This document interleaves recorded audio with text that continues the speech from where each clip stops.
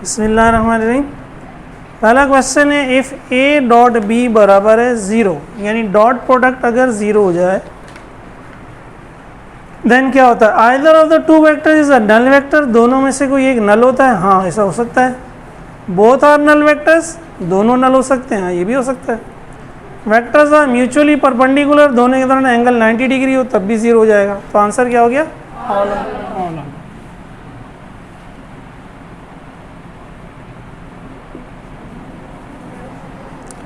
A cross B for two non-zero parallel vectors will be equal to A cross B for two non-zero और parallel.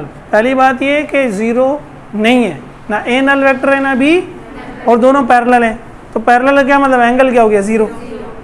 जब angle 0 हो गया तो cross product क्या हो जाएगा? 0। साइन 0 0 होता है ना, ठीक है। A क्रॉस B बराबर है AB sine theta. Third, if A cross B points along Z axis then the vectors A and B must lie in, ये समझिए मैंने I J K की फॉर्म में आपको समझा भी दिया था। इसको हमने कहा था X, इसको हमने कहा था Y, इसको हमने कहा था Z। A क्रॉस B अगर Z एक्सिस में, ठीक है, तो मैंने बताया था तीसरी डायरेक्शन में होगा। सीधी सी बात है, अगर A cross B Z axis में है तो दो डायरेक्शंस कौन सी रह गई? तो ए और बी दोनों क्या होंगे? एक्स वाई प्लेन में होंगे, ठीक है ना। ये समझे, मैंने बताया था ना, इसको हम एक्स कह रहे हैं, इसको हम वाई कह रहे हैं, इसको हम जेड कह रहे हैं। तो इस प्लेन में दो वेक्टर्स हैं, आप जैसे कॉपी आपने पकड़ी हुई है, ये ए है और ये बी है, तो डायरेक्शन कहाँ आएगी? जेड में। एक्स वाई प्लेन है, फर्स्ट समझ लें, डायरेक्शन क्या है? जेड में, x y plane.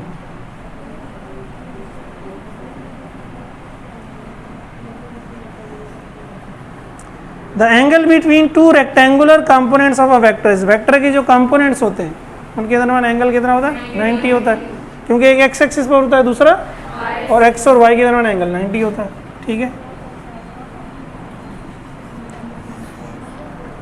The position vector of point in x y plane is, x y में पोजीशन क्या होगा? यानी एक्स है और वाई है बस। तो एक्स एक्सिस में यूनिट वेक्टर क्या होगा? आई। वाई एक्सिस में यूनिट वेक्टर क्या होगा? जे। तो आई जे क्या होना चाहिए उसमें? उस पोजीशन वेक्टर में आई होना चाहिए और जे होना चाहिए। तो एक्स आई प्लस वाई जे है कहीं पे? कहीं पे भी नहीं है, तो आंसर क्या हो गया? नन ऑफ देम, ठीक है।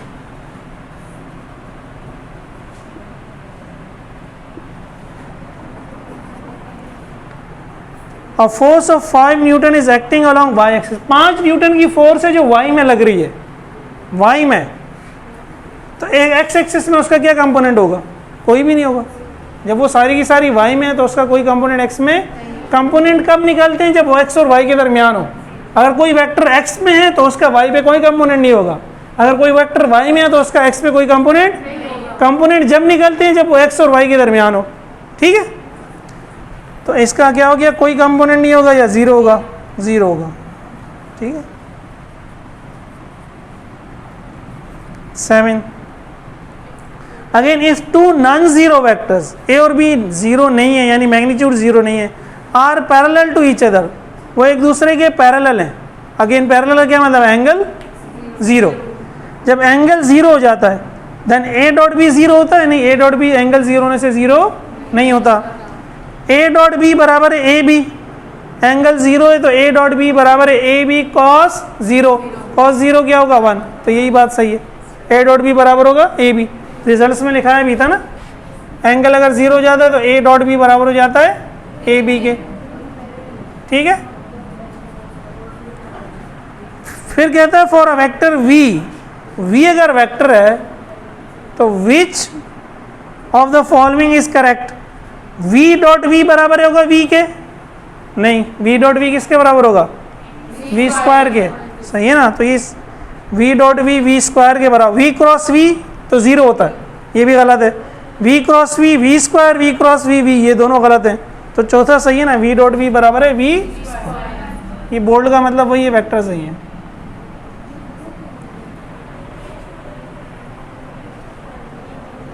अच्छा, आगे चलें।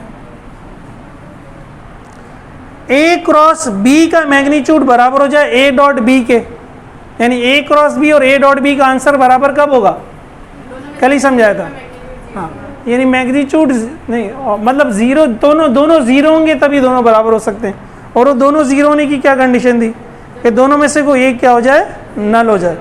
तो ए ऑप्शन ही सही है, either of the two vectors is a null vector.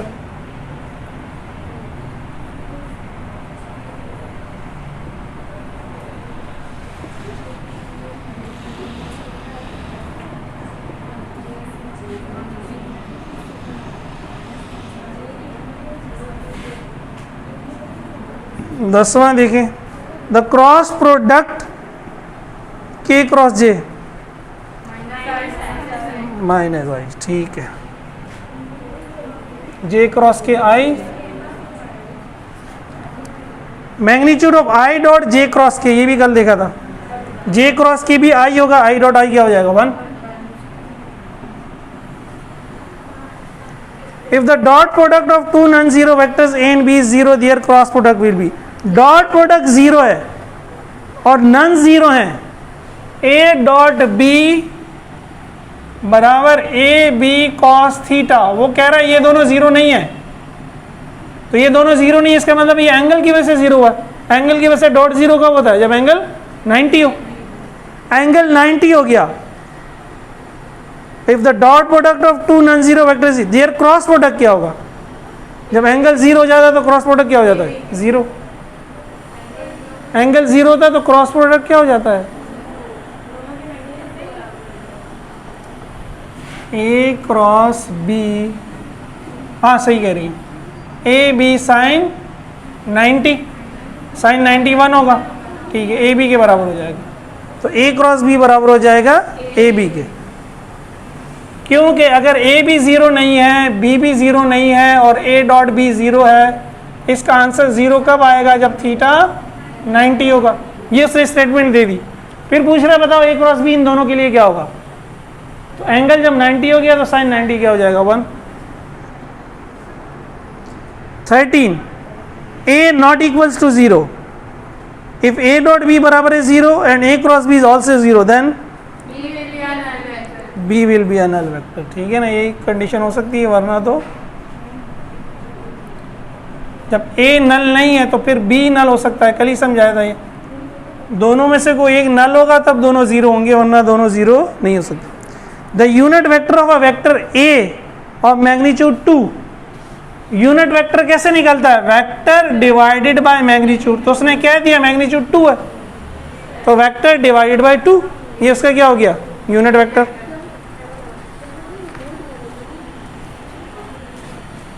15 ए बराबर है ए आई एंड बी बराबर है b j, then a dot b zero, क्योंकि एक आई है और दूसरा क्या है जे, आई डॉट जे क्या होगा, जीरो। 16 में the magnitude of vector product represents area of parallelogram.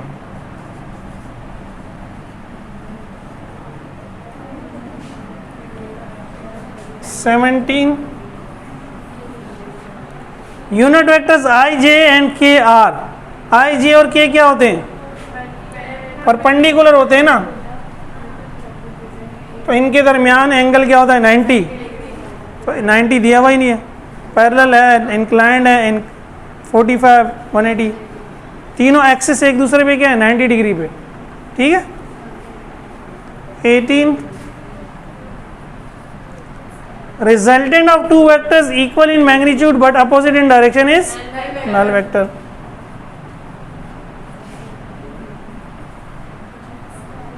Nineteen components of which vector are called coordinates, किस वेक्टर के कंपोनेंट्स को हम कोऑर्डिनेट्स कहते हैं, नहीं पोजीशन वेक्टर, ये अब थोड़ा सा पुराना हो गया तो भूल गए होंगे। पोजीशन वेक्टर में एक्स वाई जेड होता है ना, अभी लिखा हुआ है ना, एक्स आई प्लस वाई जे, कहाँ था, इसके क्या हो गए कंपोनेंट, एक्स आई प्लस वाई जे होगा ना, तो एक्स और वाई क्या कहलाते हैं, कोऑर्डिनेट्स, एक्स और वाई कहलाते हैं ना। पोजीशन वेक्टर के कंपोनेंट्स को कहते हैं कोऑर्डिनेट्स। 20 है the scalar product of a vector F with itself, again F का स्केलर प्रोडक्ट, स्केलर का क्या मतलब, dot product, F dot F क्या होगा, एफ स्क्वायर ही होगा, ठीक है। ये उतारना है, कुछ आपने उतारना है, फिर आगे चलो। 21 देखें, a vector in space has dash components 3, वही जो कल हमने देखा था, मैक्सिमम नंबर ऑफ कंपोनेंट्स, ठीक है 3 हो सकते हैं, एक्स वाई और Z.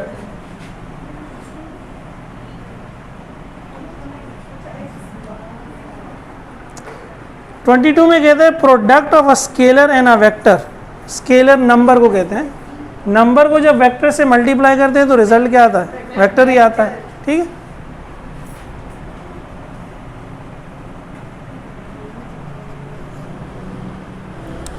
A unit vector parallel to vector 3i plus 6j minus 2k, 3i plus 6j minus 2k इसके पैरेलल यूनिट वेक्टर, यानी इसी का यूनिट वेक्टर ना, तो इसी का यूनिट वेक्टर क्या होगा, वेक्टर डिवाइडेड बाय मैग्नीट्यूड, इसका हमें मैग्नीट्यूड निकालना है।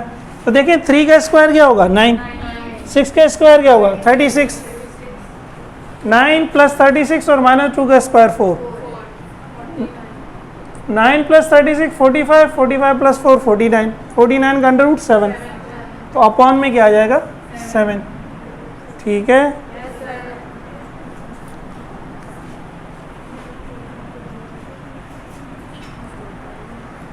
k dot i plus j, k dot i plus j, तो इसको खोलें, k dot i plus k dot j, तो डिफरेंट है, डिफरेंट का डॉट प्रोडक्ट क्या होगा 0, 0 प्लस 0 क्या हो जाएगा 0।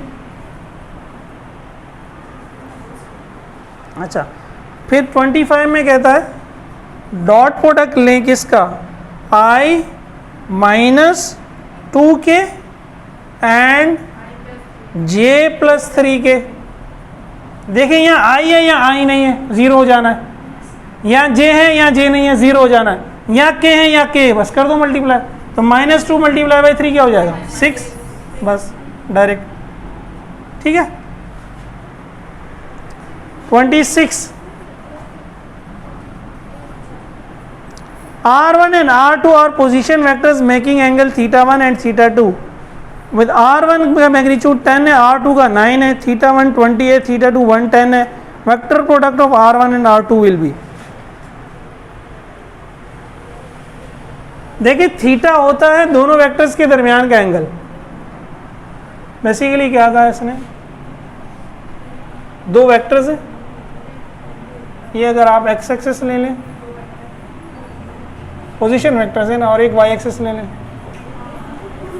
एक है 20 डिग्री पे, एक है 110 डिग्री पे, ये कितने डिग्री पे 20 डिग्री पे θ1,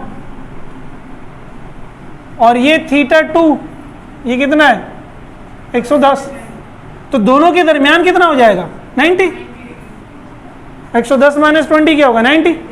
जब एंगल 90 हो गया तो निकालना हमने क्या है वेक्टर प्रोडक्ट, वेक्टर प्रोडक्ट निकालना है R1 cross R2, R1 R2 sign 90, sign 91 हो जाएगा, तो उसको हमें देखने की ज़रूरत नहीं है।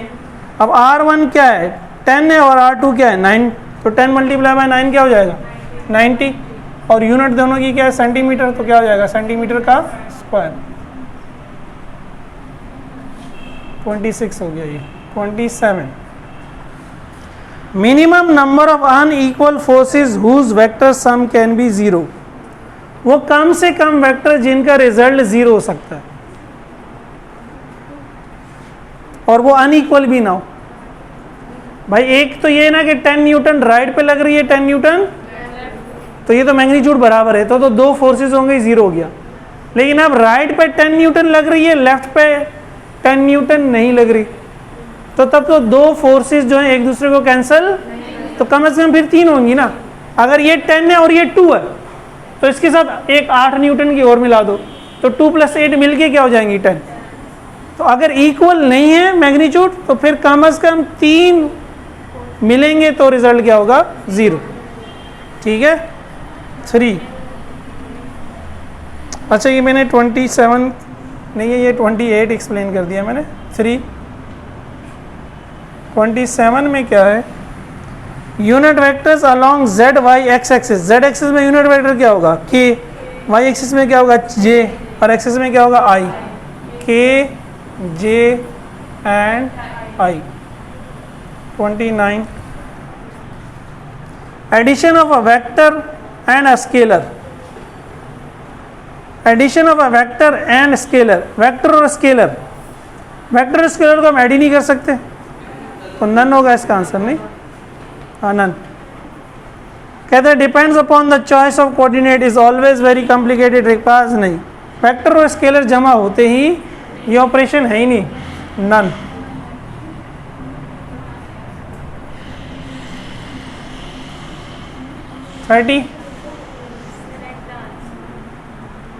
Select the answer that express f as a Cartesian vector. देखिए एफ हमें दिया हुआ है 30, अगेन यहाँ मैं डायग्राम बना रहा हूँ, ये दिया हुआ है, ये x है, ये y है, और यहां वेक्टर दिया हुआ है, क्या है इसका मैग्नीट्यूड 100 न्यूटन। देखें ये पॉजिटिव x है तो ये क्या है नेगेटिव x, ये क्या है, अगर यहाँ यूनिट वेक्टर i होगा तो यहाँ यूनिट वेक्टर क्या होगा माइनस i होगा, सही है। तो आंसर क्या हो जाएगा -100i, सही है। माइनस किस वजह से लगा, डायरेक्शन चेंज होगी, इधर होता तो +100 होता और x एक्सिस ही है, अगर ये इधर होता तो हम कहते हैं 100i, लेकिन इधर आ गया ना, जब वेक्टर की डायरेक्शन चेंज होती थी साइन क्या आता, इधर i है तो इधर क्या होगा -i। अब ये -i की डायरेक्शन में तो 100 Newton multiply by -i, vector कैसे निकलता था magnitude multiply by F, vector कैसे निकलेगा f का magnitude multiply by unit vector, magnitude क्या 100, यूनिट वेक्टर क्या हो गया -i, तो हो गया -100i, ठीक है। अच्छा जी 30 हो गए, 31 देख लें, ये डायग्राम 30 के लिए, ये डायग्राम 26 के लिए थी। The x component ax and y component ay of a vector r। कहते हैं फर्ज करें वेक्टर a का x कंपोनेंट ax है, x कंपोनेंट क्या है, जैसे यहाँ 1 है तो ax क्या है 1, और y कंपोनेंट जो j के साथ होगा वो क्या है ay। तो ये ax और ay क्या होते हैं, स्केलर क्वांटिटीज होती हैं, वेक्टर क्वांटिटीज होती हैं। ax वेक्टर होता है, ay स्केलर होता है, या ay वेक्टर होता है, x स्केलर होता है, ये क्या होते हैं नंबर होते हैं ना, तो नंबर क्या होते हैं स्केलर, ठीक है। तो नंबर क्या होते हैं scalar.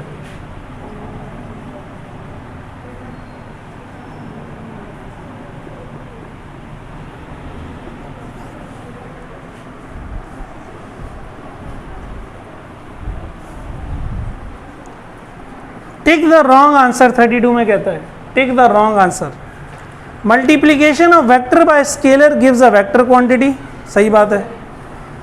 Multiplication of vector by a vector can give vector, vector को वेक्टर से मल्टीप्लाई करना तो वेक्टर जवाब आ सकता है, आ सकता है क्रॉस प्रोडक्ट में ना।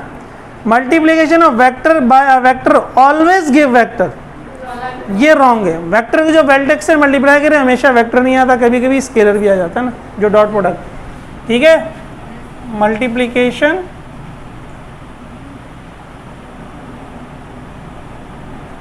ऑफ अ वेक्टर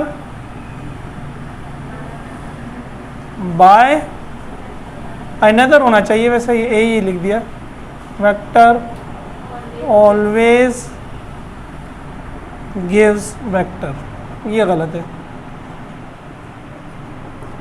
33 a बराबर है 2i, b बराबर है 2j और c बराबर है 2k, which of the following answer is correct. अच्छा पहले लिख लेते हैं भाई, a dot b cross c, गौर से देखें, a की वैल्यू क्या है 2i डॉट, b की वैल्यू क्या है 2j, क्रॉस c की वैल्यू क्या है 2k। पहले ब्रैकेट सॉल्व होगी, 2 मल्टीप्लाई बाय 2 क्या हो जाएगा 4, और j क्रॉस k i, सही है ना। तो 2 मल्टीप्लाई बाय 4 8 और i डॉट i 1, सही है। a dot b cross c निकालना है, a की वैल्यू है 2i, b की वैल्यू है 2j, c की वैल्यू है 2k। तो पहले ब्रैकेट सॉल्व होगी, नंबर से तो नंबर मल्टीप्लाई हो गया, 2 मल्टीप्लाई बाय 2 4, यूनिट वेक्टर से यूनिट वेक्टर जे क्रॉस के क्या होता है आई। अब यहाँ भी 2 मल्टीप्लाई बाय 4 8 और आई डॉट आई 1 होगा, तो 8 मल्टीप्लाई बाय 1 क्या हो गया 8, तो 8, हाँ आंसर 4 है। 34 ये मिटा दो भाई, इसलिए लिखना है या कुछ यहाँ तक मिटा दो।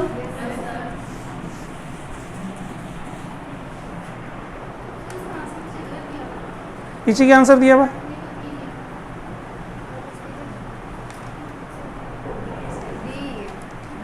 डी है ना, 33 का डी दिया हुआ, मैंने से डी दिया हुआ ना, डी दिया हुआ, सही दिया हुआ।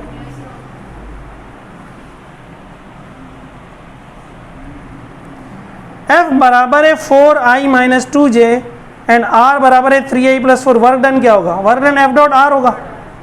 तो अगेन देखिए एफ में i के साथ 4 है और वहाँ i के साथ 3 है, 4 मल्टीप्लाई बाई 3 क्या हो जाएगा 12, और इसमें j है उसमें j नहीं है, उसमें k इसमें k नहीं है, तो j और k को तो भूल जाए, i और i वाला मल्टीप्लाई होगा, तो 4 मल्टीप्लाई बाई 3 क्या हो गया 12।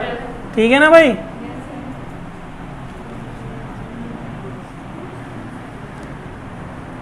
Two vectors each of magnitude 4 and 3 centimeter act on a body.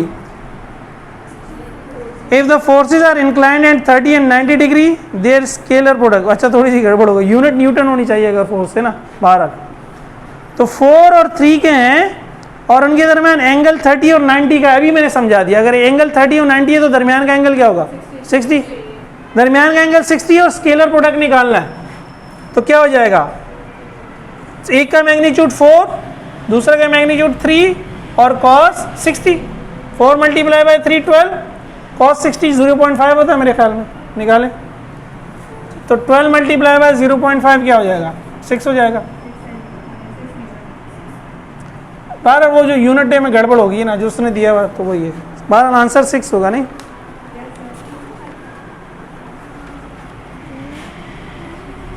Last again a बराबर है, चलें ये लिख लेते हैं 3i प्लस 6j, b बराबर है xi plus k, then x will be, ये हम कर चुके हैं। x निकालने के लिए a डॉट b को 0 होना चाहिए, a डॉट b को क्या होना चाहिए,